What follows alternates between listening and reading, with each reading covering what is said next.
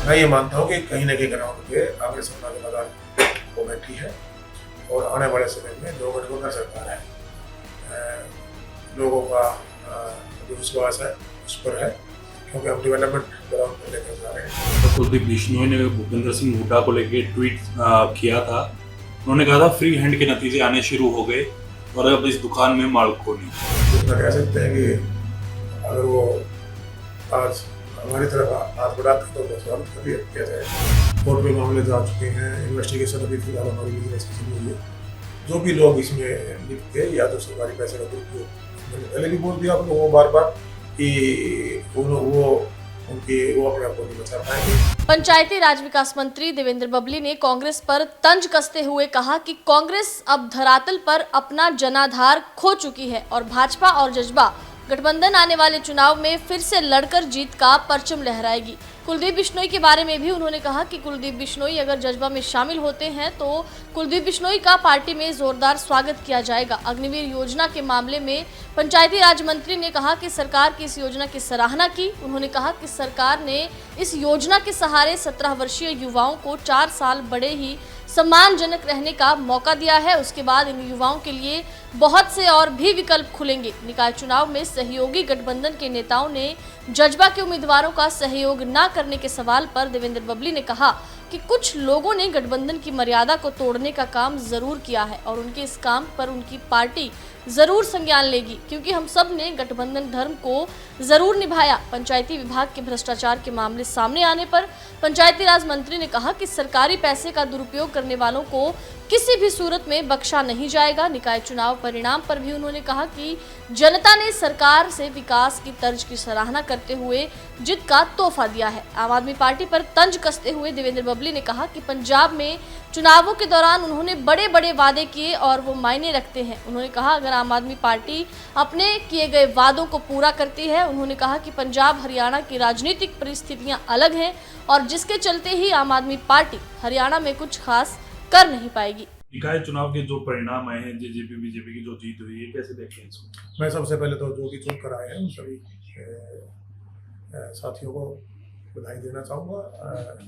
जनता ने मैंडेट ठीक दिया है, सरकार के पक्ष में दिया है और डेवलपमेंट चाहते हैं, तो उनको सबको बधाई। और दूसरा, आम आदमी पार्टी भी कह रही है उनका भी खाता खुला है निकाय चुनाव में। कैसे देखते हैं आम आदमी के वजूद को आगे आने वाले 2024 के विधानसभा चुनाव होंगे सर उसमें? देखिए, लोकतंत्र है, सबको अधिकार है, उन्होंने भी अपना प्रयास किया है।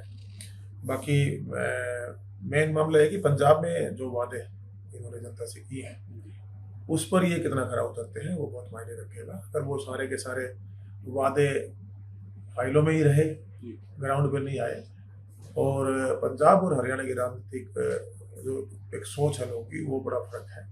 मैं महसूस करता हूँ कि ज़्यादा कुछ हरियाणा में आप पार्टी अपने फिर आने वाले इलेक्शन में अपने आप को स्थापित नहीं। एक बड़ी मेजोरिटी के साथ निर्दलीय उम्मीदवार भी जीत के आए हैं सर। लगातार आप लोगों ने कहा कि हम सिंबल पर चुनाव लड़ेंगे, आप सिंबल पर चुनाव लड़े, आम आदमी पार्टी लड़ी, एनएलडी भी लड़ी, लेकिन कांग्रेस ये कह रही है तमाम जो निर्दलीय हैं ये हमारे खाते के हैं। देखिए, ये अपने मन को बहलाने वाला सा एक स्टेटमेंट कहूँगा जिस लीडर ने कांग्रेस ने दिया है। अगर उनको इंश्योरिटी होती है, उनका संगठन इतना मजबूत होता तो उनको सब पार्टी टिकट पे आई होंगे, टिकट पे आना चाहिए था। और जहाँ मान लीजिए कई जगह ऐसा भी होता है कि मान लीजिए हमारे 2-3 हमारी पार्टी कैंडिडेट थी, अगर हमने उनको टिकट नहीं दिया, उसमें से कई बार वो अपने लेवल पे लड़ दिए लोग, अब उसको अपना अधिकार देता है, ये मुझे लगता है किसी हद तक ठीक है।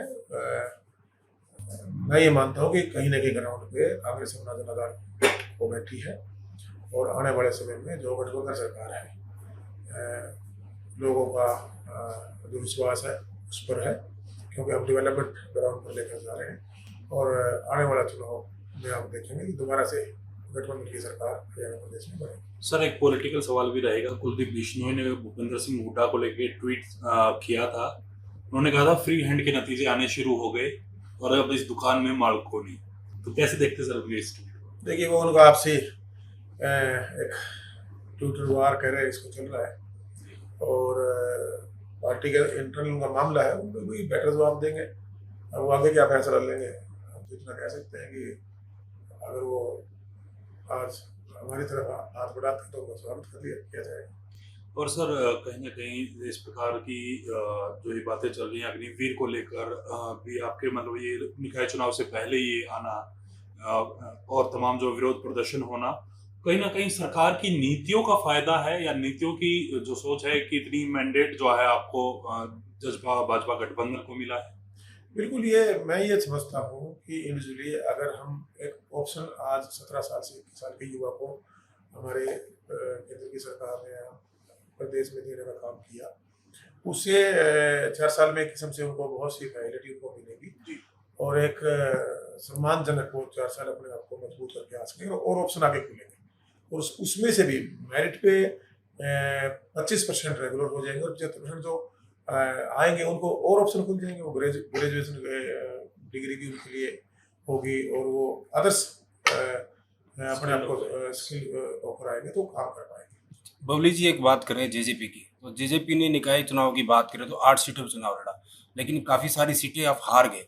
तो आखिरकार इस तरह की बात भी सामने आई कि जो आपके सहयोगी थे, हम बीजेपी की बात करें तो वहाँ के नेताओं ने आपका साथ नहीं दिया और आपके प्रदेश अध्यक्ष की बात करें निशान सिंह, उन्होंने भी आरोप लगाया, सीधा सीधा उन्होंने पूर्व विधायक का नाम लिया। हम टोहाना की बात करें, उचाना की बात करें, डब्बाली की बात करें, कैसे देखते हैं आप? देखिए, गठबंधन में आज हम सरकार चला रहे हैं और गठबंधन की कुछ मर्यादाएं होती है, गठबंधन धर्म होता है। वो कई जगह अपने पर्सनल स्वार्थ में कुछ लोगों ने उसको तोड़ने का काम किया, उसमें उनकी पार्टी संज्ञान लेगी।